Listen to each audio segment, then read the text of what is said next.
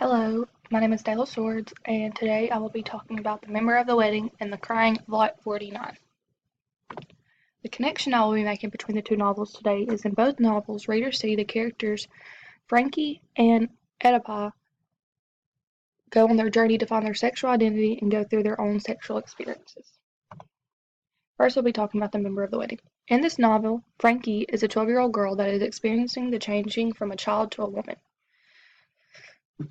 This is something super confusing for Frankie because she doesn't have a mom around to help her understand this. So it's just her and her dad, and then she has a brother, and so it's like just a bunch of men that also are kind of don't understand it, and so they don't really get to help her much. One of the quotes in the novel is, "It happened that green and crazy summer when Frankie was 12 years old. This was the summer when for a long time she had not been a member. She belonged to no club and was a member of nothing in the world." So this novel takes place in 3 days, and in those 3 days, Frankie goes through a very big change. She starts realizing in this summer that like she's too old for the hobbies she used to love to do, like that other younger kids are doing. But then she also realizes that she's still too young to hang out with the older teenagers. And I remember this point in my life too because I had an older sister, and so when I got to like 11 or 12, I realized I wasn't as like interested in playing with dolls and like my imagination was kind of going away a little bit, but then like I also was too young to hang out with my older sister, and like she wasn't very fond of me being around her and her friends, so it was like a very confusing time for me. So I can kind of relate to Frankie in this. Her father also distanced himself from her, and like he's he won't let her. She's always slept in his bed with him like at night and stuff, and he like makes her stop, and she doesn't understand this. And I know this is something that like a lot of fathers kind of go through when their daughters start changing, because like it's very confusing for them and they don't really understand it, and it's kind of embarrassing. They don't want to have the awkward talk, so like it's like a really kind of rocky part for her and her dad. um like I said, Frankie is very confused. We see her go through all these changes. She tries changing her name. She tries all these stuff to try to like figure out what's going on. And then her brother Jarvis and his fiance Janice move in, and she she starts feeling like she belongs to something. Like she's like, oh, like she sees their connection and she sees how like great they are together, and she's like, oh, that's something I would be into. Like maybe that's what I need. And she starts trying to act way older, and even like mentions something about being a part of the relationship. So she doesn't really understand. She's still like so naive that she doesn't understand why she can't just be like with them. And this all goes back to the problem of she doesn't have anyone to help her navigate these feelings. She doesn't understand that she is still young because she doesn't feel young. And then at the end of this novel, you finally see that she realizes that she's not a member of the wedding, hence the title, and that she's still like very young and she has a lot to learn, but she's kind of like come out of the confusing stage, but she's still like she just comes to terms with the fact that she has to learn a lot. Okay, so now Crying of Lot 49. This is when we see Oedipa and her experiences with sex and stuff like that. And so this novel really highlights the perverseness of men, and it shows it especially towards how they act to Oedipa.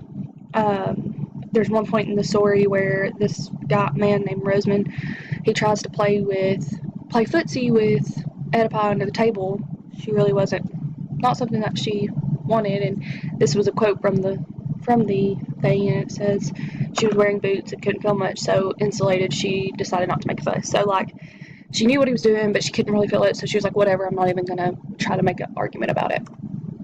And throughout the whole novel, the readers witness men make a lot of unsolicited advances toward Oedipa, and it's like all throughout the novel, people like make perverted comments towards her, try to like assume that she wants to sleep with them, and most of the time she didn't even like ask for them. And that's something that like we still see today. It's like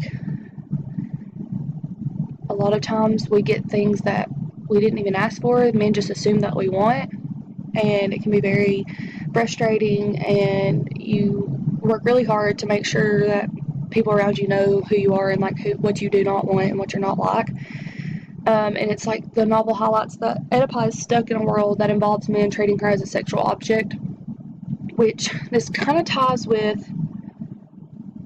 I saw this kind of like I like these two novels together because it kind of was sad, but it was kind of like a show into what Frankie's future might be, because it seems like every little girl around 12, 13 starts realizing that there's going to be a lot of times that she's put in situations that she didn't ask for, whether it's walking down the street and getting catcalled, or, wearing a pretty shirt and automatically it's, she's doing this so men will talk to her.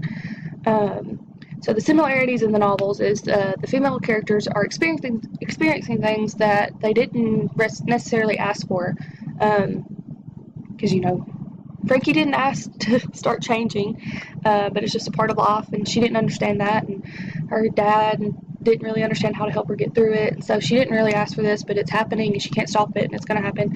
And then Oedipa is going through life experiencing sexual encounters that she didn't ask for, so just like it's just the fact of being a woman, even in today's time, that most of what you do is kind of like thought to be to impress a man, impress society. Funny that just the other day in the gym, for me, I was working out and I heard some of the guys say, well, if those girls work out on those treadmills that face the gym, they're just in here trying to get seen. And we were like, we laughed, like me and another girl laughed about it, because it was like, really? We can't even work out now without it being because we want a man to see us, because God forbid we work out because we want to be healthy. So it was kind of like Frankie is the young and it's starting and she can't stop it, and Oedipa is like her in the future, like it doesn't stop. The difference is though is the maturity of the girls. Frankie is very young, she's 12 years old, and very ignorant when it comes to sex. She doesn't know why she's feeling these things, what it is. And then the Oedipa is actually older, and she has already been in relationships. We know that she was left quite a bit of, I don't know if you'd call it inheritance, from a lover that died. And also Frankie, we still see that she, even though she is changing and she's going through all this, she does, for the most part, have her childhood innocence. And Oedipa is not. She has affairs and she has lovers and all this, but although they are very different, both of these females experience the journey of finding their sexual identity. And that, like, go back on what I just said, although Frankie is innocent, it doesn't, and Oedipa is not considered innocent, it doesn't mean this is something that she is asking for. So, like, that's still seen in today's society, is that, just because a female might, have sexual partners or blah, blah, blah, that, okay, she's not innocent anymore. She's, fair game, we can, and that's just really not how it is, because consent matters. So, although Frankie is considered innocent, Oedipa's not, neither of the people are asking for the encounters that they're going through. It's just something that's been put on them. So in the stories, we see that by the end, both girls have experienced many things that were unsolicited, but they are figuring themselves out. Frankie, she finally realizes that although she is getting older and she's experiencing, biological changes and emotional changes, that she is still a kid. And I think that's something that all girls and boys go through around that age. Is, it's a very confusing age. It's a very stuck age because, like I said, your imagination starts slipping away. There's no more like imaginary friends and princesses and all these things, superheroes. But you're still a child. You still want to have fun. But you're realizing your eyes are opening a lot more. And then for Oedipa, she, had to navigate her way through men advancing on her even though she wasn't asking for it. And like I said, I made the connection that maybe Frankie is the young Oedipi.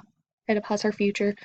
And it just shows women, two different women, girls in two separate parts of life, but still going through a similar event. So that is all.